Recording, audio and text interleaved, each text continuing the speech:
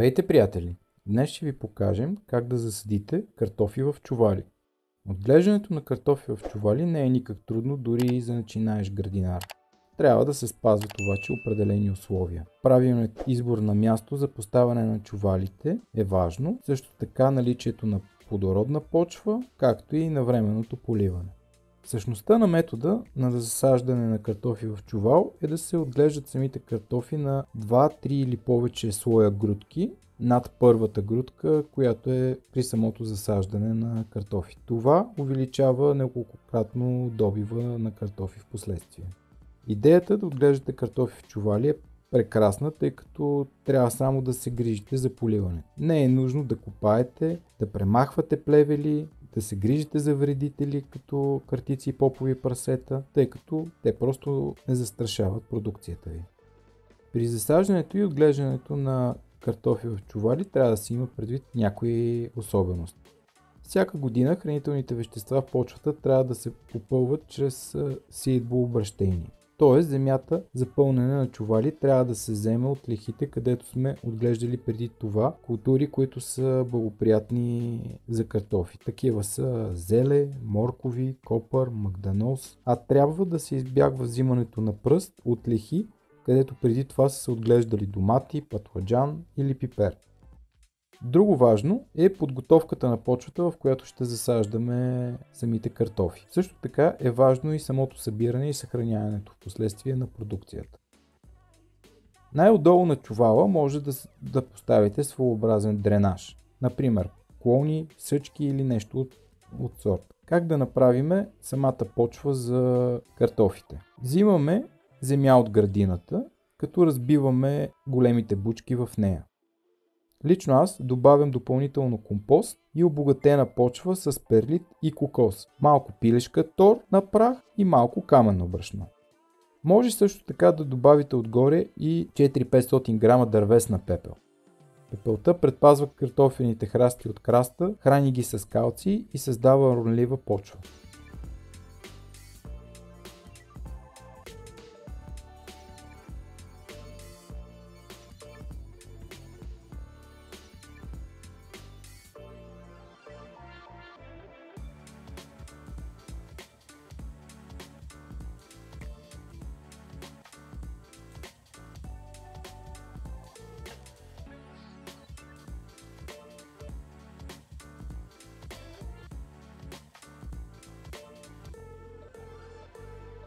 Хубаво е да използвате високи чували, изработени от полиетилен или зебло. Обемът на чувала трябва да бъде поне 50-70 литра, а ако чувалът е по-малък, то не очаквайте висок добив, тъй като в тях може да се отглежда максимум един или най-много два слоя грудки. На дъното на чувала и над цялата площ на торбата, на разстояние някъде между 20 и 30 см, трябва да се направят задължително дупки, за да може да се оттича водата и да няма излишна влага. Ако може да намерите и да използвате чували, които са по-дълги от обикновено, това ще ви позволи да отглеждате картофи на поне 5 или 6 слоя, а съответно това ще увеличи неколкократно самата продукция.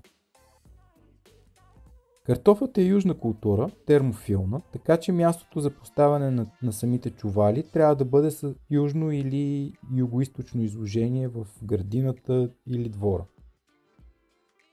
Най-лесният начин е да подпрете чувалите върху стена, ограда или нещо подобно. При тази опция трябва да се отбележи, че влагата не трябва да попадне в чувала от самия дренаж. В противен случай растенията могат да умрат от излишната влага. Ако няма къде да подпрете самите чували, то може съвсем спокойно да се опрат един в друг. В този случай трябва обаче да оставите място около самите чували, за да имате свободен достъп до тях. Съществено значение за бъдещата реколта е и селекцията на самия семенен материал и неговото покълване. Трябва да се избират само здрави грудки, по-малки от пилешко яйце. А ако са запазени по-големи картофи, то могат да бъдат нарязани с нож, така че горе-долу на размер да са колкото едно пилешко яйце. Покълналите картофи се държат на хладно и тъмно място, например в мазето. Когато подготовката на материала приключи, е време да започне самото засаждане. Когато слагате картофите, слагайте по 4 покълнали картофа в чувал. Нито повече, нито по-малко. Ако картофът току-що е започнал да покълва, трябва задължително да го засадите с очичките нагоре. Хубаво е, ако намерите черви в градината, да сложите от тях във всеки един от чувалите. След като сме сложили самите картофи, отгоре върху тях покриваме отново с почвената смес, поне няколко сантиметра като слой. Накрая поливаме, ако почвата не е достатъчно влажна.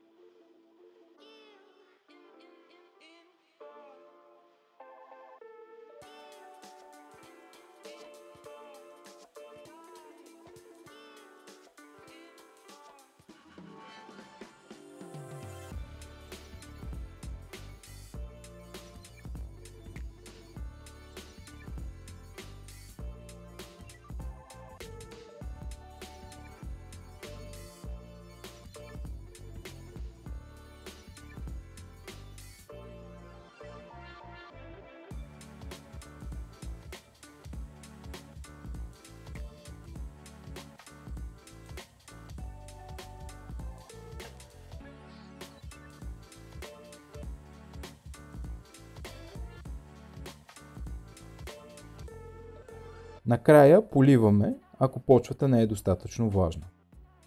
Капковото поливане се счита за идеално за отглеждане на картофи в чували. В резултат на това, в малко количество земя може да добиете до 3-4 кофи от подбрани чисти картофи. Когато се гледат в градината при много дъждовно лято, картофените клубени, изкопани в градината, ще бъдат неравномерни и покрити с кал. При картофите в чували това нещо не се случва. Цялата излишна влага отива в долния слой земя, а оттам и изтича. При избора на семена за засаждане на картофи в чували трябва да се даде предпочитание на сортовете с висока производителност, които имат мощен храст, който е над средния растеж за формирането на повече груд.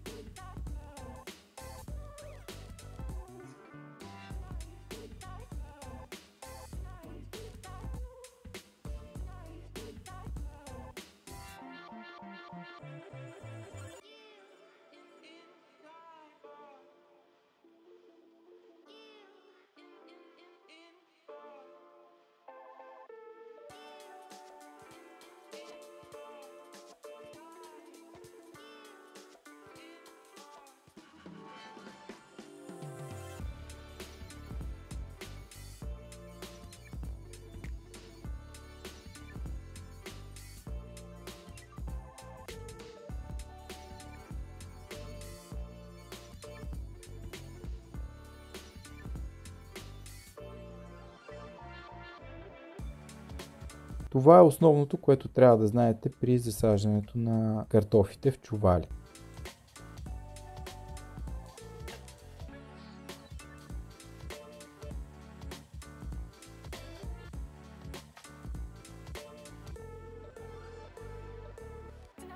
Ако видеото ви хареса и искате да гледате още подобни видеа, абонирайте се за канала ни, а с натискането върху камбанката ще получавате известия всеки път, когато има качено ново видео в канала ни в YouTube.